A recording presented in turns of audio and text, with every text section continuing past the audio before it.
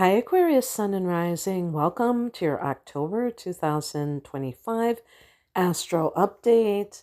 It's Rena here. As the month begins, we have fellow air sign Libra, the season of Libra, trining your Sun or Ascendant. So things are much easier to manifest with any Libra transit. And Mars is in Scorpio all month long, fellow fixed sign. This is your 10th house of career. Mars can make you very ambitious in this regard, but be careful of stepping on the toes of somebody who is in a position of authority above you. 10th house are authority figures. When you are feeling like you want to make your mark on the world, when you want to level up professionally, it can be all too easy to resent such people, and conflict can ensue, and Mars can be that conflict.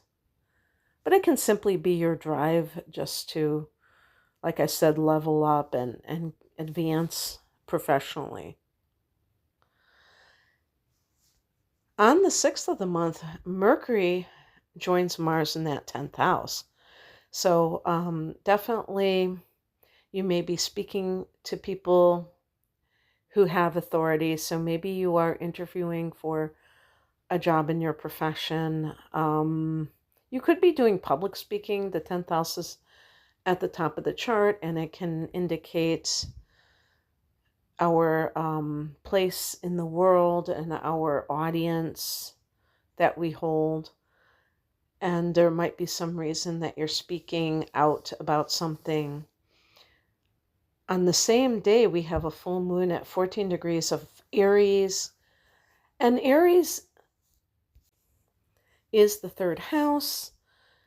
And the third house for you, this full moon could bring some sort of news arriving.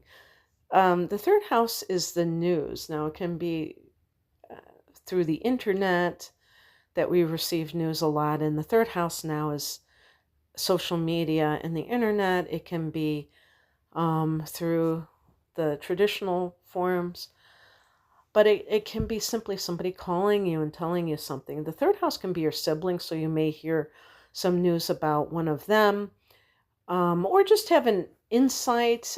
Maybe you're having some sort of interaction with them, be it positive or negative, and you have a new realization about them that you didn't before, that makes it easier for you to understand them. Third house can be writing, so maybe you come up with a great idea for a writing project, or maybe you're finishing a writing project. The full moon is a very fertile time for ideas and things like that. And let's see here.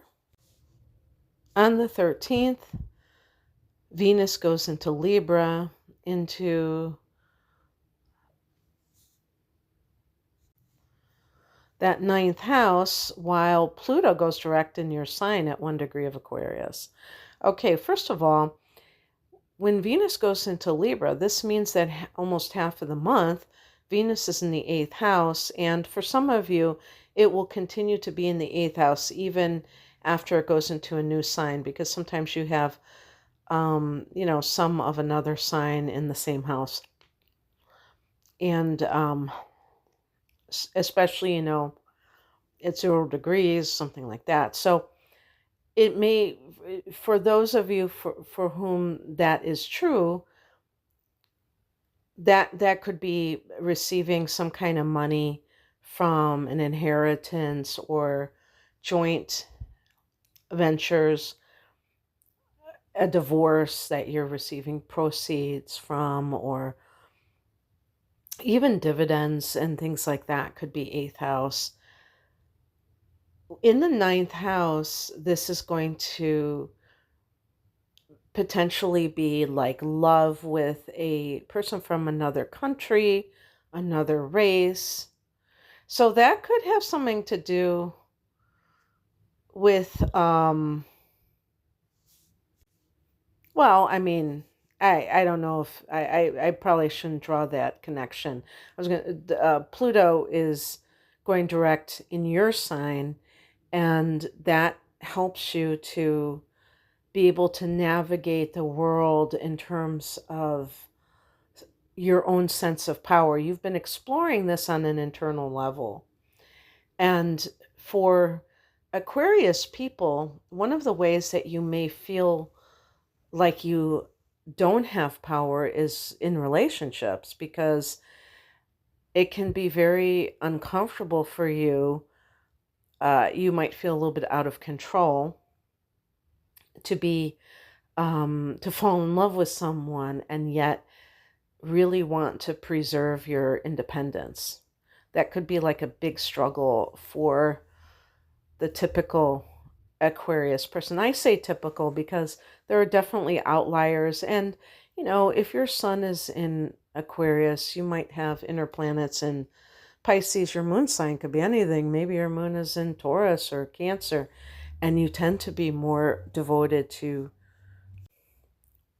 or Libra, or in the seventh house, and relationships become more important to you. So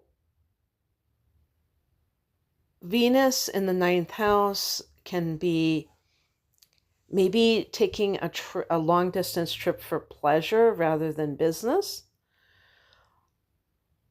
and possibly to meet up with somebody that you know who lives in another country, or when you do take that trip, that you will meet somebody, you'll fall in love, or at least feel romantic attraction for them.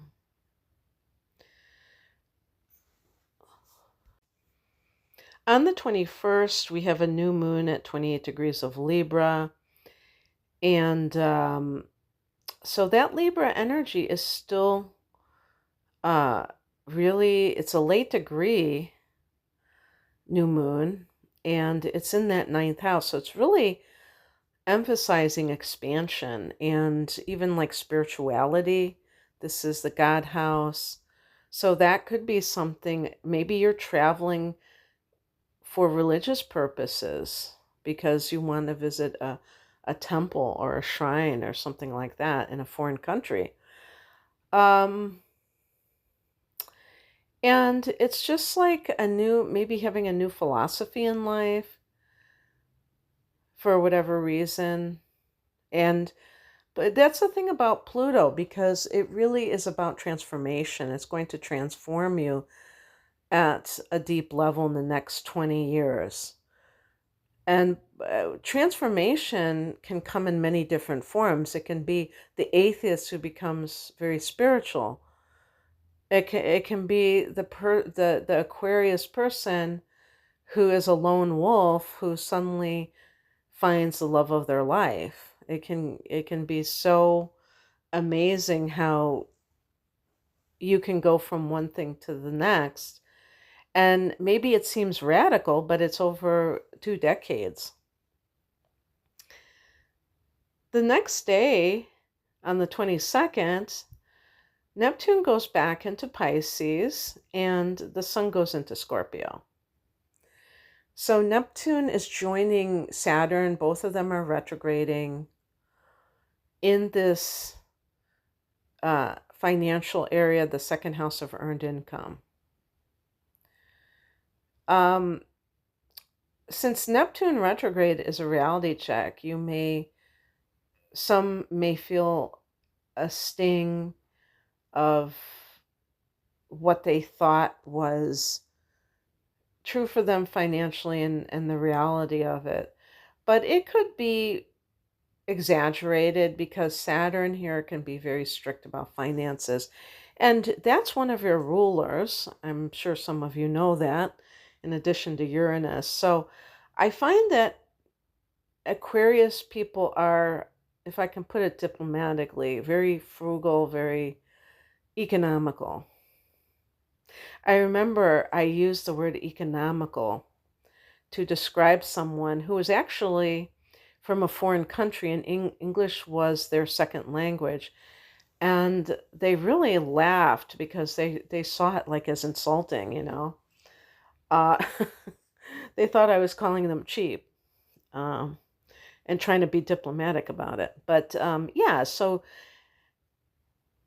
it's maybe you thought that you would feel more secure. Like for instance, if somebody has retired and maybe they didn't realize certain things. And I would say that in some cases it could be something that you were not aware of that you have to correct because Saturn is there.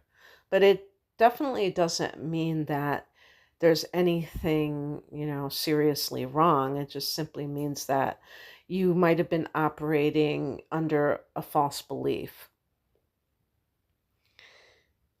And so the sun being in Scorpio is that career sector, 10th house. And yeah, I mean, you might be thinking to yourself, yeah, I think I am, you know, the person who maybe didn't realize what type of work that they wanted even. They kind of been muddled ambition wise. Now really has a strong sense of that with the sun and Mars there. On the 29th, Mercury goes into Sagittarius, that 11th house, which you rule, getting in touch with your friends, networking, dreaming up new dreams, the house of hopes and wishes. That's what this time can mean for you, social and hopeful. Okay, that's what I have for you, Aquarius. I hope that you're stoked for that month. And if you would like a private reading, the link is below. Take care. Bye.